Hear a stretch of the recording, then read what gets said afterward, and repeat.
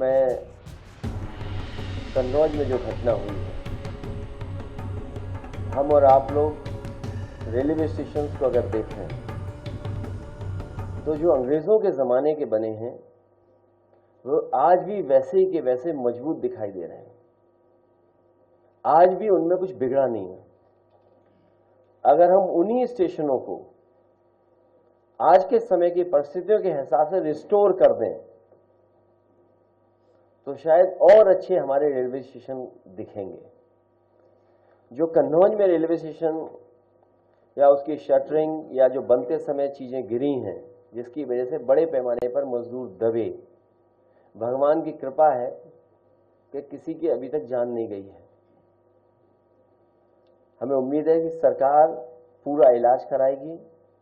उन परिवारों की मदद की घोषणा की है, कम की है, और करनी चाहिए। साथ ही साथ सरकार को यह भी देखना चाहिए कि आखिरकार ठेके में कौन लोग शामिल थे। ये उत्तर प्रदेश में नई संस्कृति शुरू हुई है जहां ठेके को आउटसोर्स और फिर आउटसोर्स और फिर बीजेपी के नेताओं का दबाव। तो जहां ठेकेदार अपना प्रॉफिट के लिए किन किन चीजों से कंप्रोमाइज कर रहा है और जिन मानकों को और जिस सेफ्टी के साथ हमें काम करना चाहिए, हम वो सेफ्टी भी मजदूरों को नहीं दे पा रहे हैं, जिसकी वजह से घटनाएं हो रही हैं।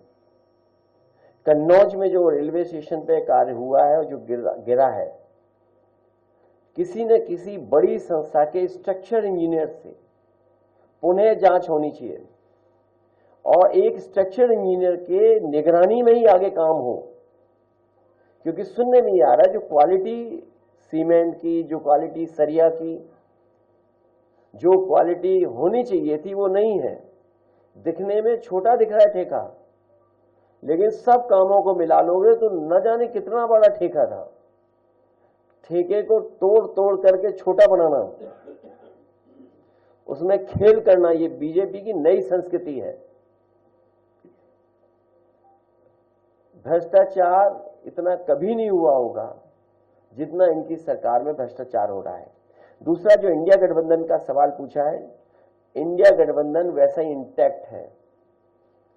जो इंडिया गठबंधन शुरुआती दौर में जहां से बनना शुरू हुआ था कि वो रीजनल पार्टीज जो भारतीय जनता पार्टी का मुकाबला कर सकें, उन्हीं का साथ देना, उन्हीं के साथ खड़े दिखना है।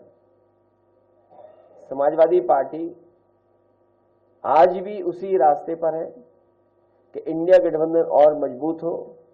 वही regional party Bharatiya Janata party का मुकाबला करें जो लड़ रही हैं, उन्हीं के साथ खड़ा दिखना पड़ेगा।